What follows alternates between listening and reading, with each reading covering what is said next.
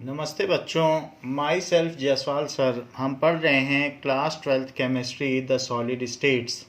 Last class में हमने magnetic properties के बारे में कुछ पढ़ा था और मैग्नेटिक मोमेंट के बारे में जाना था।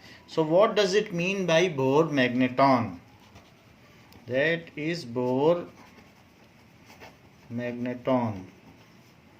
द मैग्नेटिक मोमेंट या फिर orbital magnetic moment associated with the orbital magnetic moment associated with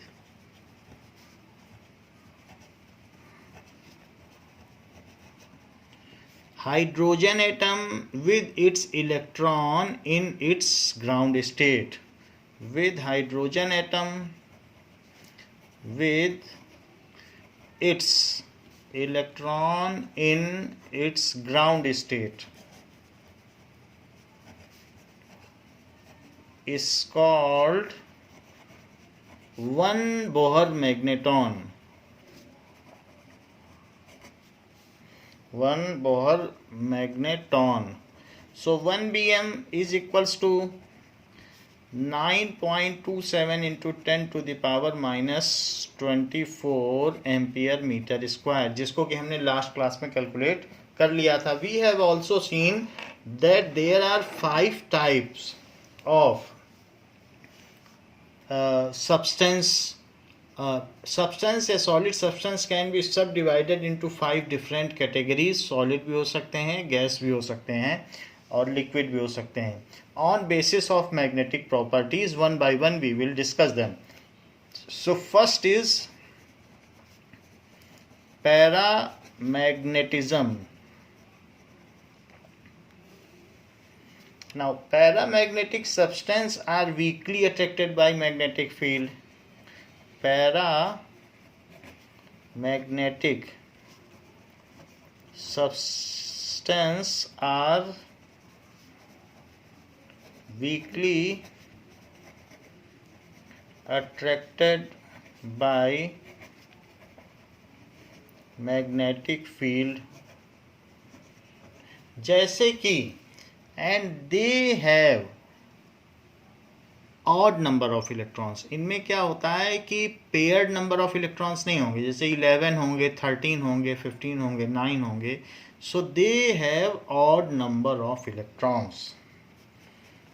They have at least one unpaired electron बोलोगे तो भी चलेगा. At least one unpaired electron. क्योंकि अगर अलग अलग ऑर्बिटल में होंगे तो वो भी अनपेयर्ड ही होंगे। कई बार ऐसा होता है कि मान लीजिए P में 3 इलेक्ट्रॉन हैं तो वो सभी अलग अलग ऑर्बिटल में हैं, तो उनके अपने अपने ओरिएंटेशन है। कोई z एक्सिस की ओर है, कोई x एक्सिस की ओर है, कोई y एक्सिस की ओर है, तो वो अपने अपने डायरेक्शन में मैग्नेटिक मोमेंट जनरेट करेंगे।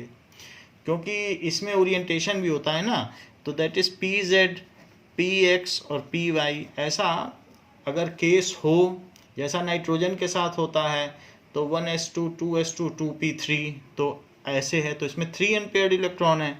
सो उनके ओरिएंटेशन एक तरफ नहीं समझने चाहिए, तो अलग अलग एक्सिस में वो रोटेट करेंगे अपने अपने ओरिएंटेशन में और अलग अलग डायरेक्शन में वो ns यानी डाइपोल मैग्नेट क्रिएट करेंगे। जरा देखें। So they have at least one unpaired electron, एक भी होगा तो पैरामैग्नेटिक होगा। और ये वीकली अट्रैक्टेड, सबसे बड़ी बात ये समझनी चाहिए ये वीकली अट्रैक्टेड क्यों हैं। Now they are magnetised in magnetic field in the same direction. जैसे कि अगर एक इलेक्ट्रॉन है और वो ऑर्बिट कर रहा है, एक इलेक्ट्रॉन। सो अगर एक इलेक्ट्रॉन ऐसे ऑर्बिट करेगा तो ये माना जा सकता है कि करंट ऐसे जा रही है, क्योंकि निगेटिव चार्ज जा रहा है तो करंट ऐसे जा रही है। और अगर हम अपना हाथ ऐसे कर लें तो थंब नीचे है, तो थंब ये जो है ये नीचे चला जाए, राइट हैंड थंब रूल। तो इस तरीके से ये कहा जा सकता है कि इसमें नीचे की ओर एक मैग्नेटिक मोमेंट जनरेट हो गया, ऑर्बिटल मैग्नेटिक मोमेंट, और ये घूम रहा है अब अगर मान लीजिए मैंने एक magnetic field, external magnetic field लगा दी, तो एक्सटर्नल मैग्नेटिक फील्ड अगर आप लगाओगे तो N से S चलेगी, तो उसका भी अपना मैग्नेटिक मोमेंट होगा। सो ये एक्सटर्नल मैग्नेटिक मोमेंट है, म्यू एक्सटर्नल। या फिर आप इसे ये भी कह सकते हो कि एक्सटर्नल मैग्नेटिक फील्ड, तो ये N हुआ और N से ही S की तरफ चल रहा है। तो ऐसे केस में इनर्शिया प्रिंसिपल है, क्योंकि हमने फील्ड लगा दी तो वो फील्ड पूरा इसमें यूनिफॉर्म मैग्नेटिक फील्ड आपने लगा दी, ऐसे चारों तरफ इसमें एक यूनिफॉर्म मैग्नेटिक फील्ड आपने लगा दी। तो अब ये क्या करेगा, इसमें पहले तो फील्ड लाइंस जा नहीं रही थी और आपने एक्सटर्नल लगा दी, तो ये नहीं चाहेगा कि इसके लूप में से एक्स्ट्रा फील्ड लाइंस जाएं या एक्स्ट्रा मैग्नेटिक फ्लक्स जाएं। इसके खुद के ही फ्लक्स हैं म्यू एल, तो ये अपने खुद फ्लक्स जनरेट कर रहा है, और उसमें अगर कोई और ऐड कर दे सो इट इज़ अनडिजायर्ड, ये उसके इनर्शिया प्रिंसिपल का विरोध है। So it will oppose any change in its magnetic flux. तो कैसे फ्लक्स को ये चेंज करना चाहेगा, तो ये धीरे धीरे घूमने लगेगा, धीरे धीरे घूमने लगेगा। तो म्यू एल क्या होता है, आई ए। सो अगर ये स्लो कर देगा अपना मोशन तो उससे करंट कम हो जाएगी और म्यू एल कम हो जाएगा। सो ये जो इसकी खुद की फील्ड है वो अब इतनी छोटी रह जाएगी, यानी it will slow down to make its magnetic movement to get change. तो पहले इसका मैग्नेटिक मूवमेंट म्यू एल था ये वाला, लेकिन इसने धीरे से क्या किया, धीरे धीरे घूमना शुरू कर दिया, तो ये कम हो गया, लेकिन फिर भी इसका डायरेक्शन तो वही रहा। तो जब मैग्नेटिक मूवमेंट सेम डायरेक्शन में होते हैं तो अट्रैक्शन होता है, हमने पीछे भी आपको बताया था। तो इस तरीके से अब ये अनपेयर्ड इलेक्ट्रॉन है, अगर दो होते तो क्या होता वो हम अलग से देख लेंगे, वो एक दूसरे को कट कर देते और उसमें कोई भी नेट मैग्नेटिक मोमेंट ना होता, दोनों एक ही ऑर्बिटल में होते। तो अलग अलग ऑर्बिटल के नहीं लिए जाएंगे क्योंकि उनके अपने अलग अलग ओरिएंटेशन है, किसी का मैग्नेटिक मोमेंट एक्स एक्सिस पर है, किसी का जेड एक्सिस पर है। पेयर्ड इलेक्ट्रॉन ही एक दूसरे को कट कर सकते हैं एक ऑर्बिटल के paired electron. So if external magnetic field is applied to paramagnetic substance,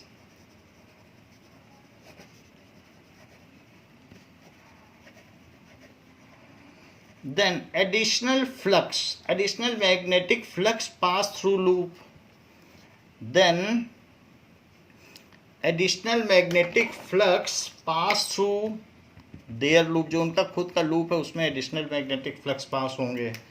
सो क्या क्या होगा, then additional magnetic flux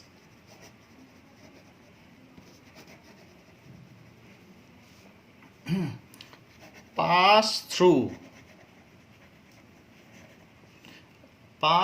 loop जो मैं कह रहा हूं वो उसका ऑर्बिटल एरिया है, उसमें से एडिशनल फ्लक्स पास होंगे। सो ड्यू टू इनर्शिया क्या है कि जो जैसी स्थिति में है वो वैसा बना रहना चाहता है। इनर्शिया सब पे लागू होता है, चाहे मास का इनर्शिया हो, चाहे इलेक्ट्रिकल इनर्शिया हो, चाहे मैग्नेटिक इनर्शिया हो। So everything want to remain in its state only and does not want to change its state। यही जड़त्व का नियम है, यही इनर्शिया है। तो ड्यू टू दिस, ये हम लोगों पे भी लागू होता है। हम लोग सो रहे हैं तो कोई जगाना चाहे तो विरोध करते हैं, और जाग रहे हैं कोई सुलाना चाहे तो विरोध करते हैं। So due to this, due to inertia की वजह से क्या करेगा, it does not allow any change in its magnetic flux. तो ये जो भी है electron does not allow any change, तो any change in magnetic flux वो अलाउ नहीं करना चाहेगा। So it will slow down to reduce its own flux. पहले मान लो इसमें 2 फील्ड लाइन्स ये खुद क्रिएट कर रहा था और बाहर से 10 लगा ली, तो कम से कम ये स्लो होके अपनी फील्ड लाइन्स 1 तो कर ही सकता है, 2 से 1। तो बाहर से अगर कोई हमको धक्का दे या किसी बॉल को धक्का दे तो इनर्शिया कितना ही क्यों ना हो, उस बॉल को चलना तो पड़ेगा ही। बॉल विरोध करती है, इसीलिए हमें फोर्स लगाना पड़ता है। तो उसी तरीके से ये विरोध तो करेगा, लेकिन जो एक्सटर्नल मैग्नेटिक फील्ड है उसका प्रभाव तो दिखेगा ही, and ultimate that will prevail only. तो वो उसी की जीत होगी। So change in magnetic flux, so electron will slow down to reduce current and hence reduces its magnetic moment। अपना मैग्नेटिक मोमेंट भी वो रिड्यूस कर देगी। वो जो इलेक्ट्रॉन है वो अपना मैग्नेटिक मोमेंट रिड्यूस कर देगा। And however its magnetic moment, new magnetic moment is in line with the external applied magnetic moment। तब भी इसका जो मैग्नेटिक मोमेंट है वो एक्सटर्नल मैग्नेटिक मोमेंट के लाइन में होगा, और इसकी वजह से जैसे यहाँ दिखाया था कि उस वाले का मैग्नेटिक मोमेंट इधर है, मैग्नेट की तरफ तो अट्रैक्ट हुआ कि नहीं, मैग्नेटिक मोमेंट उधर होने से नॉर्थ है, और इसका भी इधर है तो ये इसका साउथ हो गया। तो अगर मैग्नेटिक मोमेंट एक तरफ है तो अट्रैक्ट तो चीज होगी ही। However, the new magnetic moment is in line with the applied magnetic moment। However,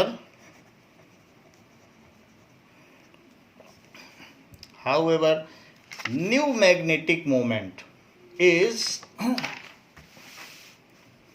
in line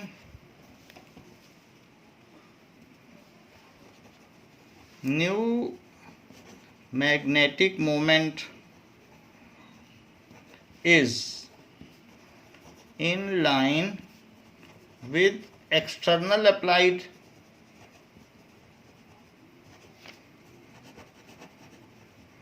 magnetic moment। So substance get weakly attracted to magnetic field। इसमें कोई कॉलोनी या डोमेन नहीं बनता। So substance get weakly attracted to magnetic field। तो ये magnetic field की ओर weekly attract होगा। जैसे कि इस तरीके से मान लीजिए इसमें कोई पैरामैग्नेटिक सब्सटेंस डाल दिया जाए। The substance which get attracted to weakly attracted to magnetic field are known as paramagnetic substances. तो उसको पैरामैग्नेटिक सब्सटेंस कहेंगे। तो अब जैसे इसमें कोई भी पैरामैग्नेटिक सब्सटेंस डाल दिया जाए,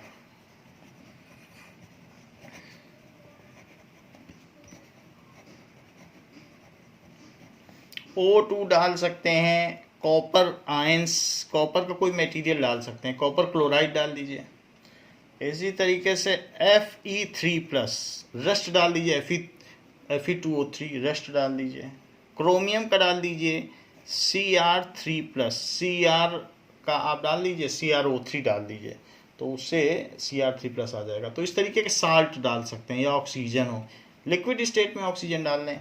तो ऐसा करने पर हम अगर मान लें इसके पास मैग्नेट लेके आए, तो मैग्नेट लेके आने पर ये वीकली अट्रैक्ट हो जाएगा। देखो ये लेवल ऊपर है और ये लेवल नीचे, तो अट्रैक्ट हो गया कि नहीं। तो इस तरीके से इसमें वीकली अट्रैक्शन हो जाएगा। तो इससे पता चलता है कि paramagnetic substance get weekly attracted towards a magnetic field. अब जरा देखें डायामैग्नेटिज्म क्या होता है, कि डायामैग्नेटिक सब्सटेंस क्या होते हैं। पहले तो उसकी डेफिनेशन समझी जाए। What are diamagnetic substance. So second number है diamagnetic substance. So substance that are weakly repelled by a magnetic field, the substance which are weakly repelled by magnetic field, ये इट इज सो लेस कि आप इसे देख नहीं सकते. Amount is very less. अगर मान लीजिए कि फेरोमैग्नेटिक सब्सटेंस का अट्रैक्शन पावर यूनिटी माना जाए तो इनका 10⁻⁻5 है, इसका अट्रैक्शन पावर 10⁻⁻5 है और इसका रिपल्शन यानी 1,00,000 गुना कम है. तो बड़ी मुश्किल से नोटिस किया जा सकता है. ये ना सोचिए वीकली का मतलब थोड़ा वीकली, वीकली का मतलब बहुत वीकली. 1,00,000 गुना कम जो फेरोमैग्नेटिक सब्सटेंस है, 1,00,000 गुना कम अट्रैक्शन और 1,00,000 गुना कम repulsion. So weakly repelled by magnetic field. जैसे मान लीजिए कि यहाँ पर एक इलेक्ट्रॉन है और वो ऐसे चल रहा है, तो हम ये कह सकते हैं कि करंट ऐसे चल रही है और करंट ऐसे चलने की वजह से इसका म्यू एल नीचे हुआ.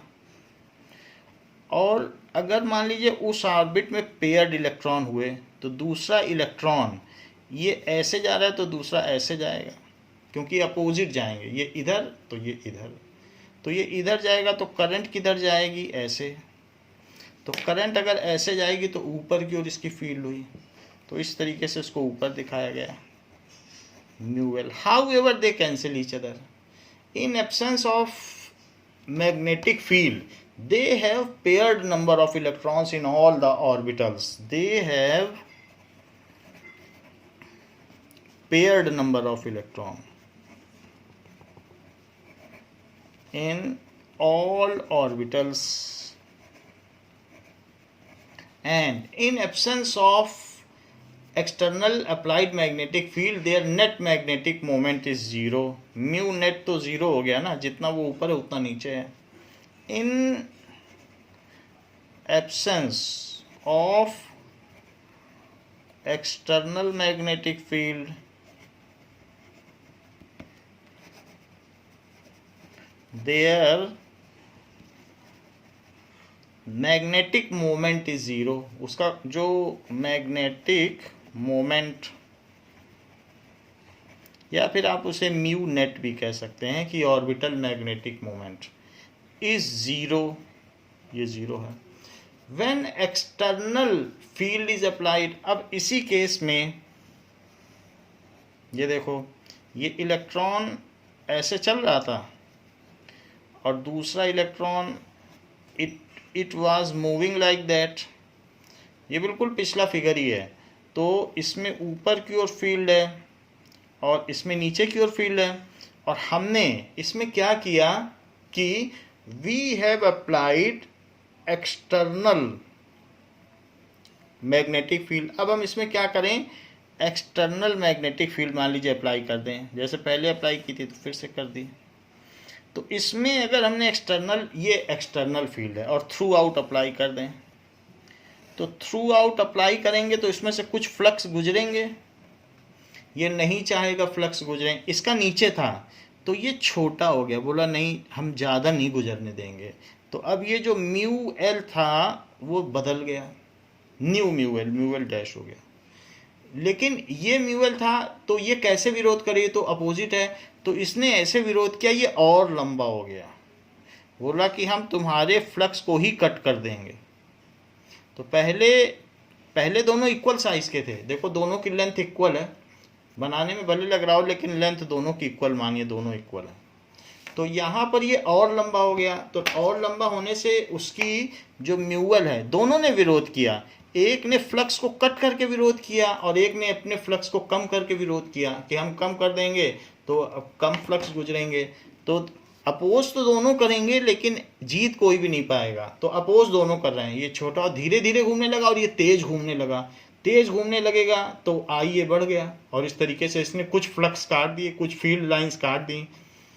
और इसने अपनी फील्ड लाइन कम कर दी। जरा ये म्यू एल डैश और mu L double dash in दोनों का सम करो तो जो म्यू नेट आएगा वो किधर आएगा, ये इतना बड़ा नीचे और ये इतना सारा ऊपर। तो इन दोनों का जरा सम करो तो वो कितना आ जाएगा, इतना तो आ ही जाएगा। ये म्यू नेट, जो म्यू नेट आया है ये एक्सटर्नल अप्लाइड म्यू एक्सटर्नल के ठीक अपोजिट है।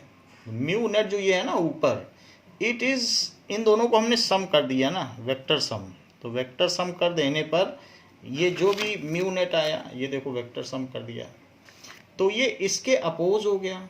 यानी इसका नॉर्थ इधर तो इसका साउथ इधर, और इस केस में नॉर्थ इधर तो साउथ इधर। तो अपोज है तो रिपल्सन होगा, और अगर सेम साइड है तो अट्रैक्शन होगा। ये बात हमने आपको बताई थी, वो चीज़ आप कर सकते हैं रेशनलाइज कि देखो सेम साइड में है तो उसका मतलब है नॉर्थ साउथ की तरफ जा रहा, और अपोजिट कर दो तो नॉर्थ नॉर्थ एक साथ नहीं हो जाएंगे, इसको भी इधर ही कर दो तो नॉर्थ नॉर्थ तो रिपल होंगे।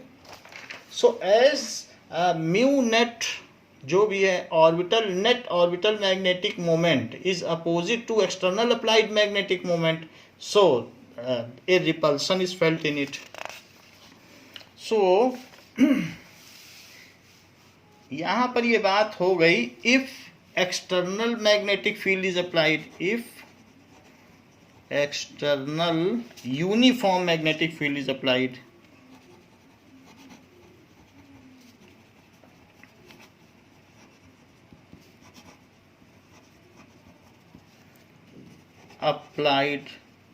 then due to inertia magnetic moment of both the electron get altered. Magnetic moment of both the electron get altered, वो बदल जाते हैं, and their vector sum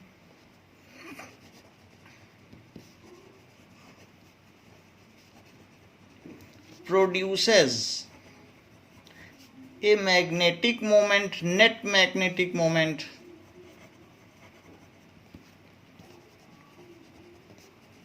which is opposite to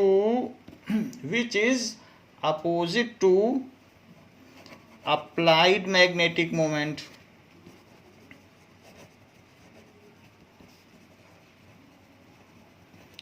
So they are weakly repelled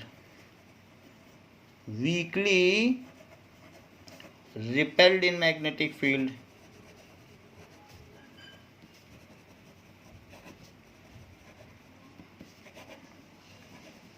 जैसे ये देखें कि मान लीजिए कि इसमें आपने एक यू ट्यूब में कुछ डायामैग्नेटिक सब्सटेंस ले लिया। So this happens in those substances which are having paired number of electron in same orbital. तो ये बात हमने आपको पहले लिखा दी है। जैसे मान लीजिए इसमें कोई आप नॉर्थ साउथ ले आए तो इसमें ये रिपेल हो जाएगा, ये दूर भाग रहा है, कह रहा है कि हमें मैग्नेट से दूर भागना है, इस तरीके से। सो ये डायामैग्नेटिक सब्सटेंस है।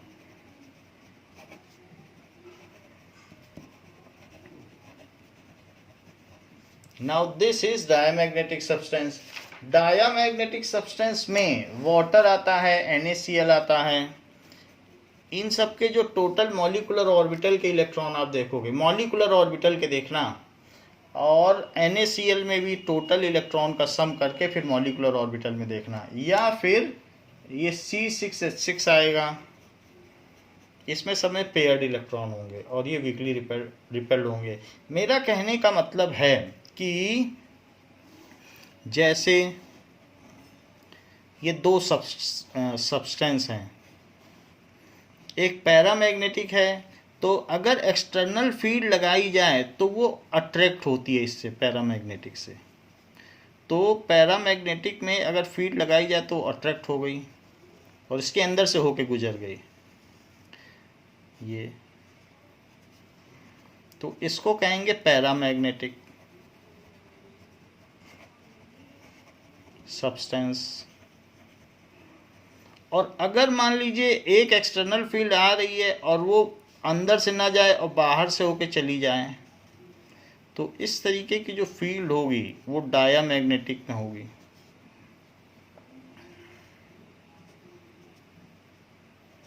ये इस तरीके से, तो ये डायामैग्नेटिक सब्सटेंस है।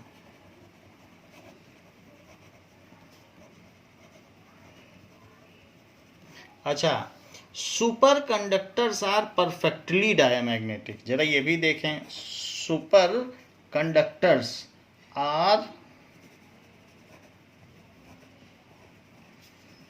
Perfectly diamagnetic.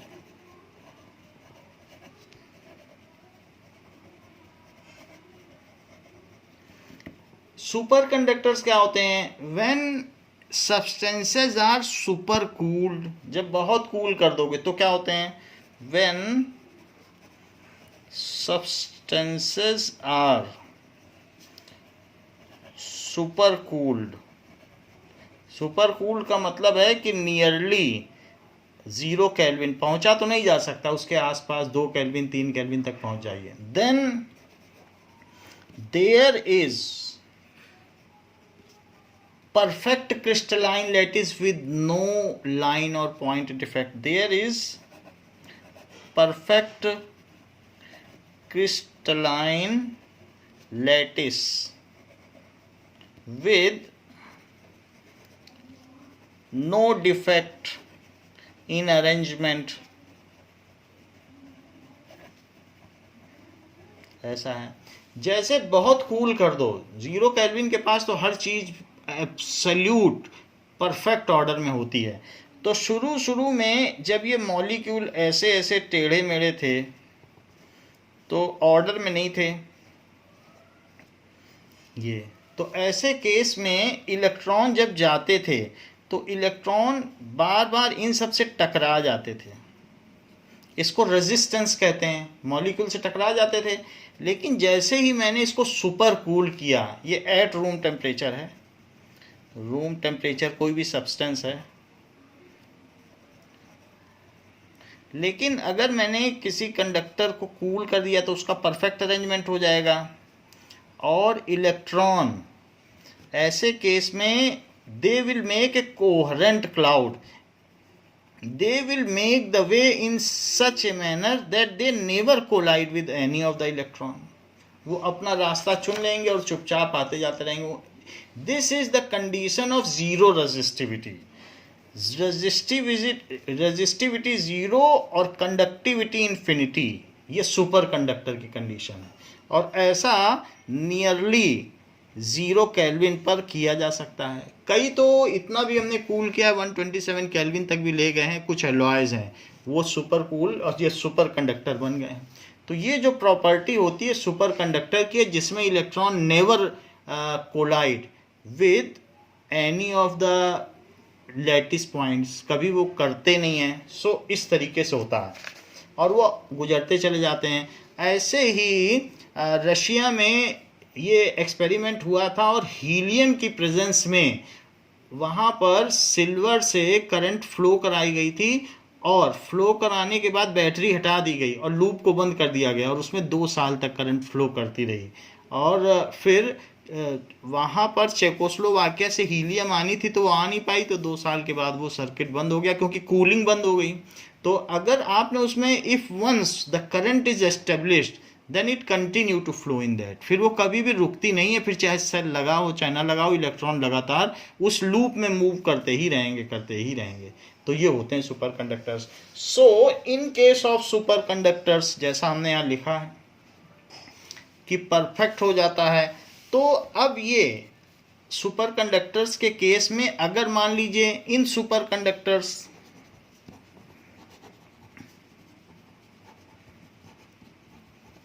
if external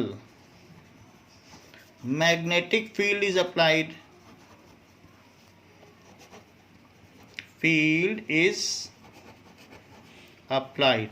then they never allow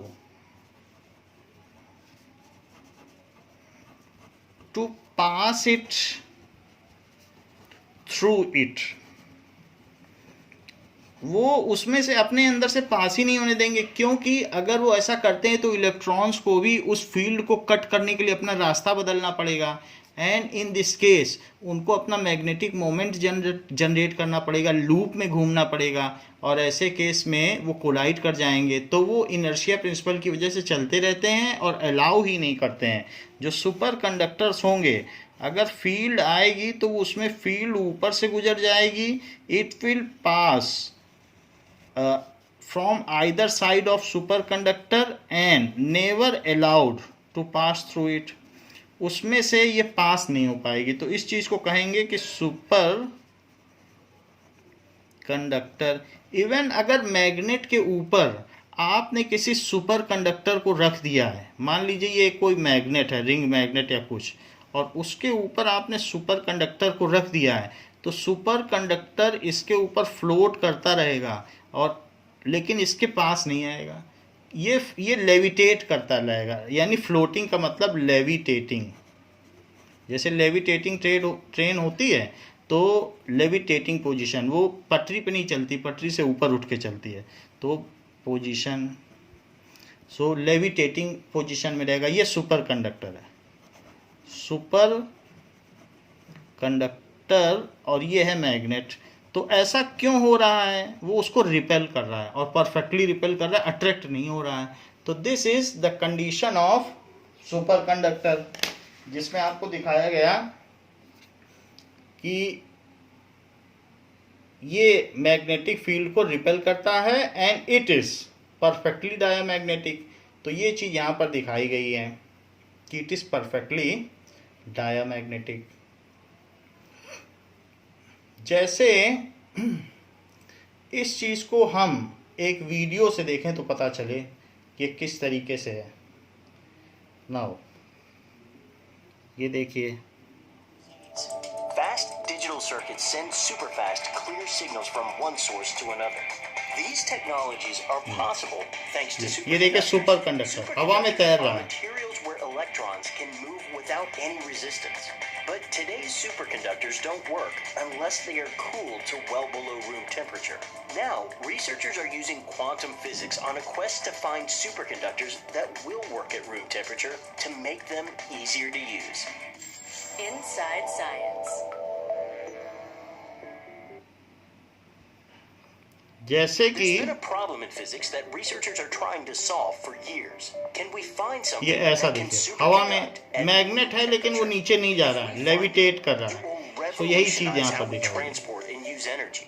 If you had a room temperature superconductor, If we find it, it will revolutionize how we transport and use energy. if you had a room temperature superconductor in your pocket, तो ऐसा यहाँ भी दिखाया गया है कि super conductor इस तरीके से नीचे नहीं टच हो रहा है। Materials where Now. electrons can move without any resistance. This episode was made possible by the ऐसा Vsauce ही 3 इसमें भी Patreon. दिखाया गया है। Support Vsauce 3 and get early access to videos, wallpapers, live hack. Into this. ये very cooling कर दी है, और Using a कूलिंग thermal करने के camera, बाद let's see just how drastic the temperature change is. Once our container is filled with liquid nitrogen, it entirely becomes this deep blue. Levitate an object, so what does liquid nitrogen have to do with magnetic levitation? If these two magnets inks levitating rings, a super. Now this.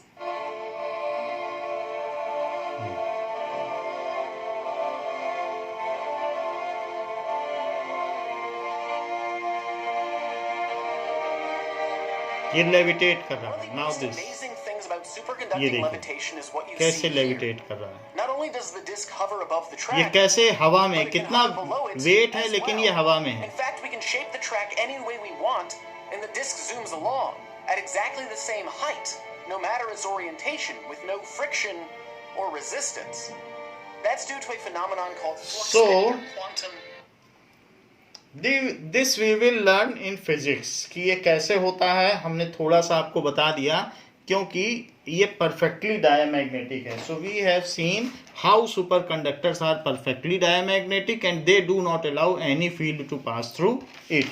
तीसरी चीज आती है the ferromagnetic substance. तो ferromagnetic substance, तो ये क्या हमने लिख दिया है, superconductors are perfectly diamagnetic. तो ये आप कहीं लिख लें क्योंकि ये जरूरी लाइन है। Superconductors are perfectly diamagnetic.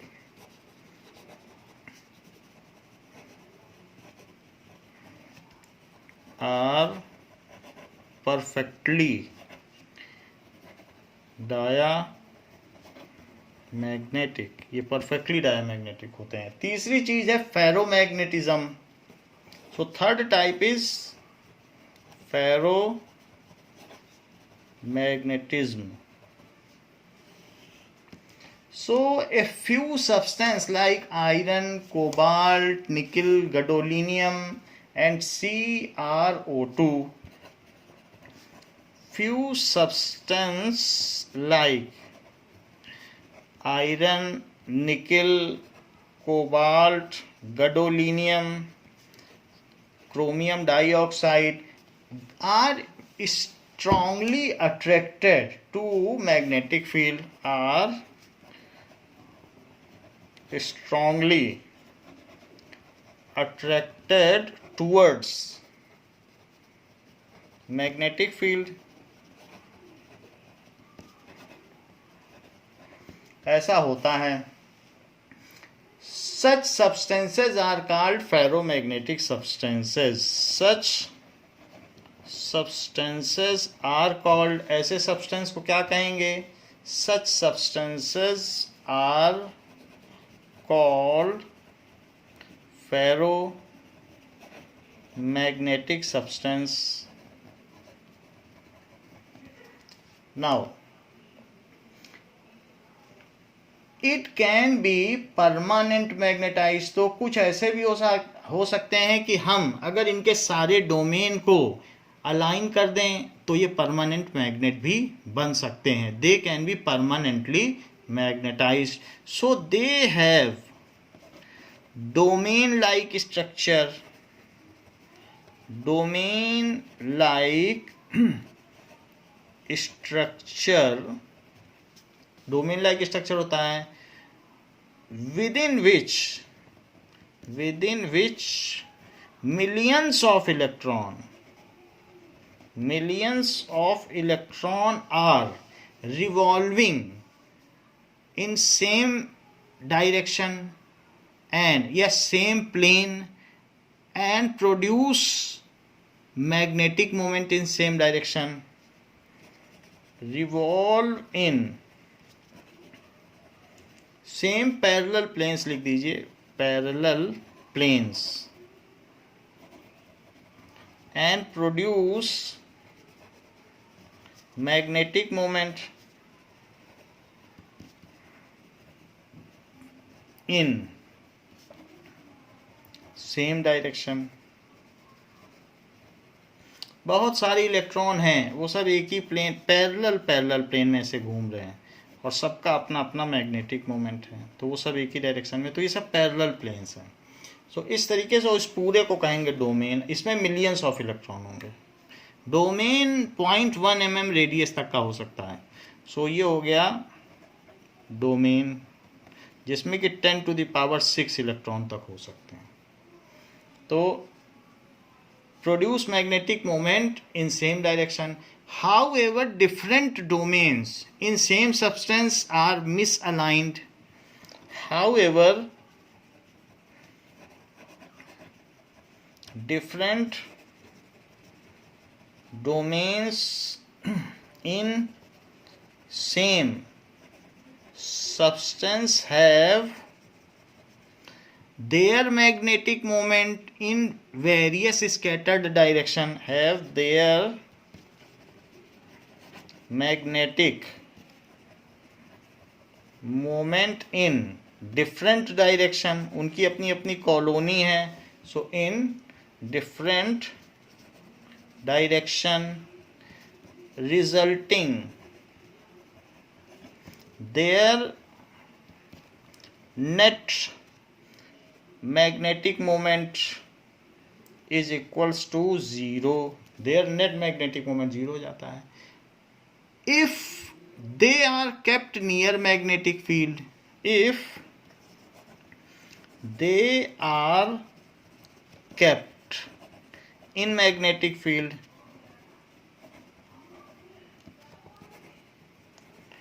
all domains get aligned.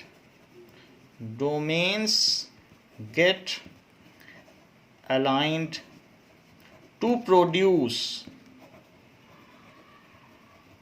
एक ग्रॉस मैग्नेटिक फील्ड, वो एक बहुत बड़ी मैग्नेटिक फील्ड प्रोड्यूस करेंगे, to produce non zero magnetic field. Non zero magnetic field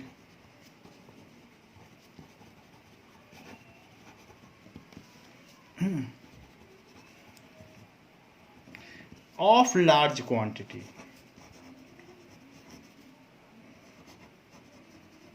उनका अमाउंट या क्वांटिटी ज़्यादा होगी. If they retain their orientation then they are said to be permanent magnet. मान लो उसको इधर पटक दिया, फिर से वो इधर उधर हो गए, तो फिर वो परमानेंट मैग्नेट नहीं बन सकते हैं.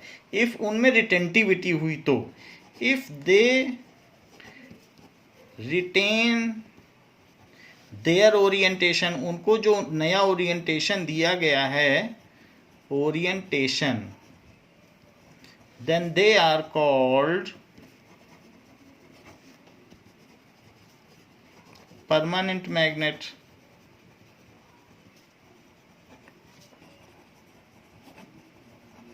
ऐसा होता है.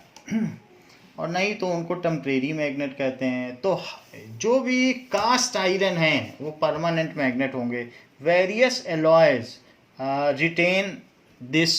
सो वेरियस एलॉयज होंगे जो कि परमानेंट मैग्नेट बनाते हैं. कैन डू सो, सो उसलिए उनको परमानेंट मैग्नेट कहेंगे. तो यही बात इसमें कही गई है. So next is, fourth is antiferromagnetism. Antiferromagnetism. So antiferromagnetism क्या होता है, इस चीज को भी देखें कि what is antiferromagnetism. Now substance like MnO, substance like manganese oxide showing antiferromagnetism have domain structure, इनमें भी domain structure होगा. domain structure similar to ferromagnetism. So similar to ferromagnetic substance,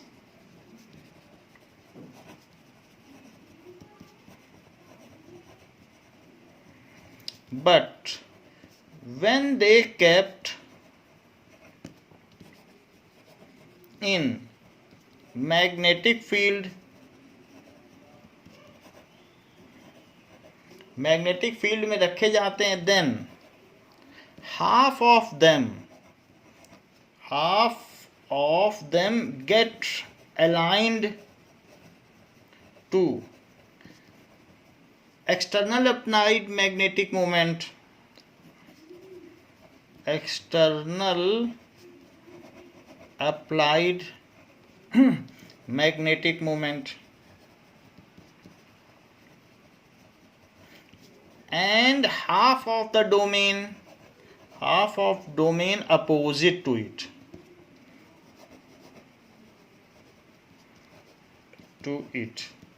यानी यहाँ दो चीजें हो रही हैं कि कुछ ऐसे हैं जो उसी डायरेक्शन में, वो तो स्टेबल इक्विलिब्रियम है, और कुछ अपोजिट है, वो अनस्टेबल इक्विलिब्रियम है.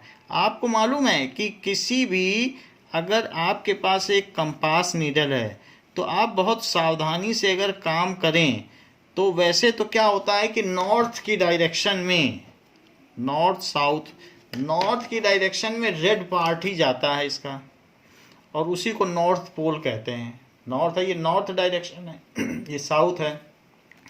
लेकिन अगर आप इसे बहुत सावधानी से करें तो इसको आप इस तरीके से भी ओरिएंट कर सकते हैं कि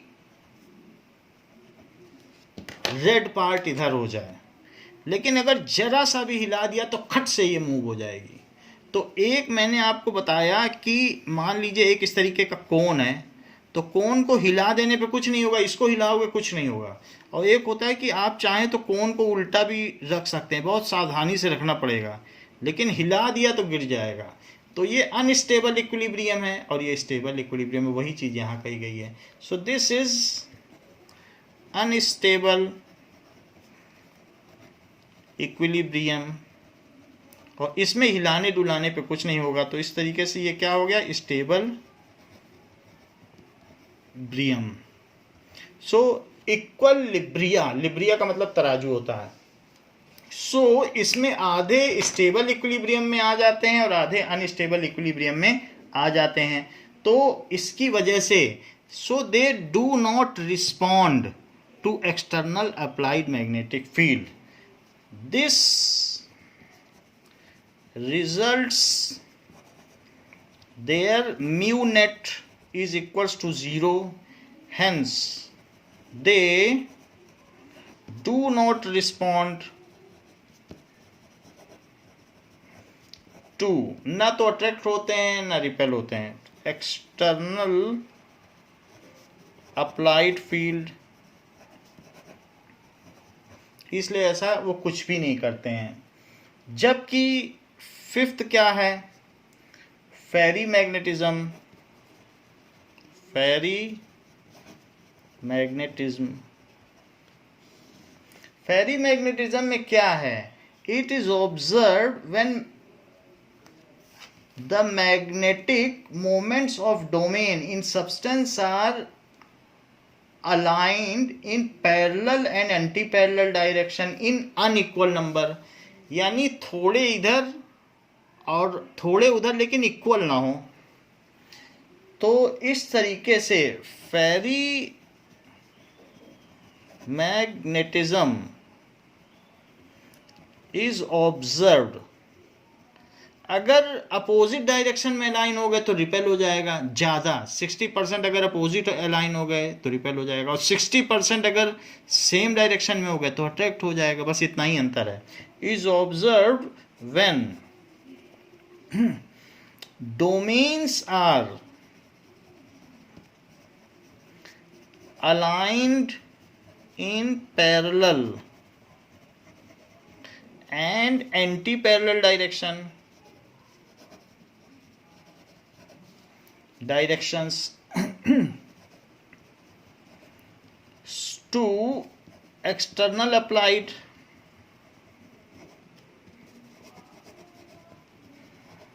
field unequally, इक्वली ना हो, हाफ हाफ ना हो, unequally. This causes there is a residual magnetic moments. This causes non-zero magnetic moment of substance. तो उसमें मैग्नेटिक मोमेंट कुछ ना कुछ रह जाता है, ऐसा होगा। जैसे Fe3O4 ये है, ऐसे कुछ एग्जाम्पल्स हैं। तो इसके एग्जाम्पल क्या, ये अट्रैक्ट भी हो सकते हैं, रिपेल भी हो सकते हैं। दे कैन आइदर अट्रैक्ट और रिपेल। अब वो किधर अलाइन हुआ है, पैरेलल में हुआ है कि एंटी पैरेलल में, ये उसको देखने लायक बात है। सो इसका एग्जाम्पल है Fe3O4, जिसको मैग्नेटाइट कहते हैं, ब्लैक कलर का होता है। सो ये ओर है आयरन का, मैग्नेटाइट। और इसके अलावा MgFe2O4 अलग अलग हैं, MgFe2O4 और ZnFe2O4 ZnFe2O4, ये बात हो गई। So these are different substance, ये हमने बताया आपको कि डिफरेंट सब्सटेंस होंगे। अब देखिए कि जो आपकी बुक का फिगर है उसमें भी आप देख सकते हैं, ये बुक का फिगर है।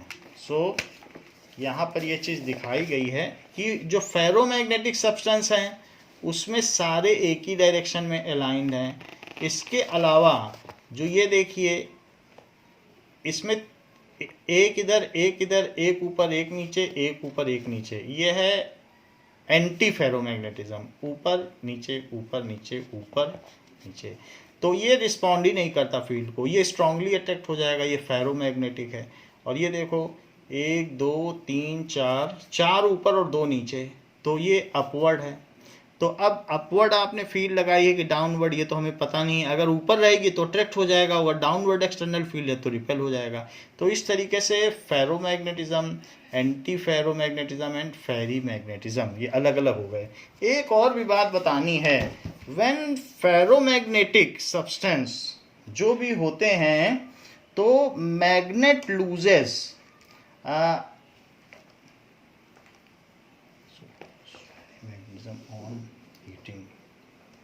अब जरा देखिए कि जो भी सब्सटेंस है फेरी मैग्नेटिक सब्सटेंस, अगर आप उसे बीट करेंगे तो बीट करने पे ये या हीट करने पे अपना ये डोमेन स्ट्रक्चर छोड़ देते हैं और वो बन जाते हैं पैरामैग्नेटिक। पैरामैग्नेटिक हो जाते हैं, दैट मीन्स कि वो डोमेन छूट गया तो सब स्कैटर हो गए।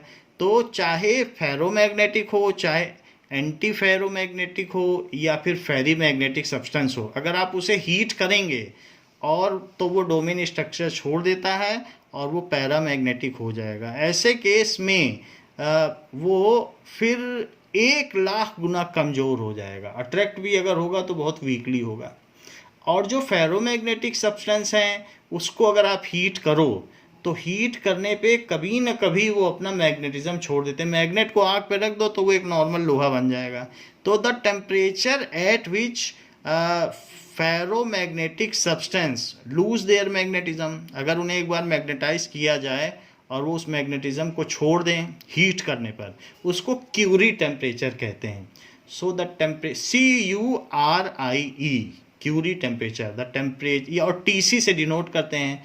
सो the temperature at which ferromagnetic substance get converted to paramagnetic substance and lose their domain structure is called Curie temperature. तो ये तो बात रही कि डिफरेंट टाइप्स ऑफ सब्सटेंस क्या होते हैं, उनकी मैग्नेटिक प्रॉपर्टी क्या होती है। और एक्सटर्नल ये जो इन टेक्स्ट क्वेश्चन है और एक्सरसाइज हैं बच्चों, इसको हम अगली क्लास में करेंगे। इस क्लास के लिए इतना ही। Thank you.